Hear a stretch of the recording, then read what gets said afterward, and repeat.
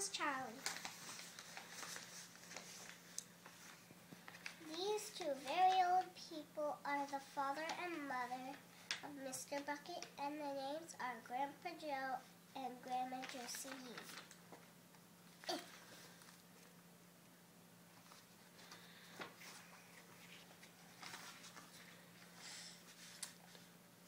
And these two very old people are the father and mother of Mrs. Bucket, and their names are Grandpa George and Grandma Josephine.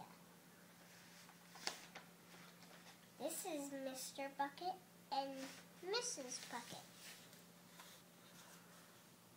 Mr. and Mrs. Bucket have a small boy whose name is Charlie Bucket. This is Charlie. How do you do? And how do you do? And how do you do? Do again. He is pleased to meet you. The whole of his family, the 6 grown-ups, count them.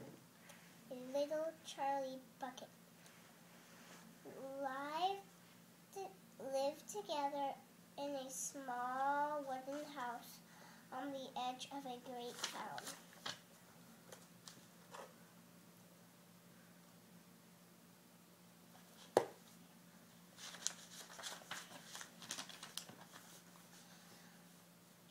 The house wasn't nearly large enough for so many people, and life was extremely uncomfortable for them.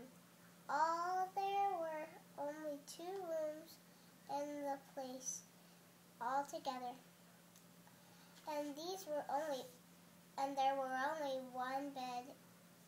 The bed was given to the 4 old grandparents because they were so old and tired. They were so tired and never got out of it. Grandpa Joe, and Grandma Josephine on the side, and Grandpa George and Grandma Georgina on this side. Mr. and Mrs. Bucket and little Charlie Bucket slept in the other room upon mattresses on the floor. In the summertime, this wasn't too bad, but in the winter, freezing cold drafts blew across the floor all night long, and it was awful. There wasn't any question of them being able to buy a better house or even 1 more bed to sleep in. They were far too poor that Mr. Bucket was the only person in the family with a job.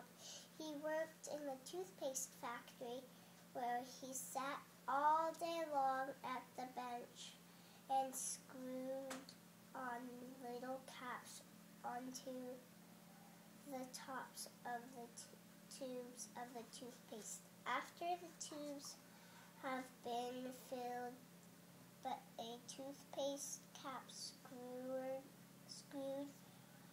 is never paid very much money, and poor Mr. Bucket, however hard he worked and however fast he screwed on the caps, was never able to make enough to buy 1/2 of things that so large a family needed. There wasn't even enough money to buy proper food for them all.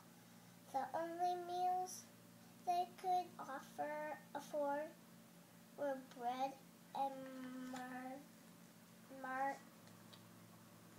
margarine for breakfast, boiled potatoes and cabbage for lunch, and cabbage soup for supper. Sundays were a bit better. They all looked forward to Sundays because then all through they had exactly the same. Everyone was allowed a second helping. The Buckets, of course, didn't starve one of them, the two old grandfathers and the two old grandmothers, Charlie's father, Charlie's mother, especially little Charlie himself, went about the morning till night with a horrible empty feeling in their tummies.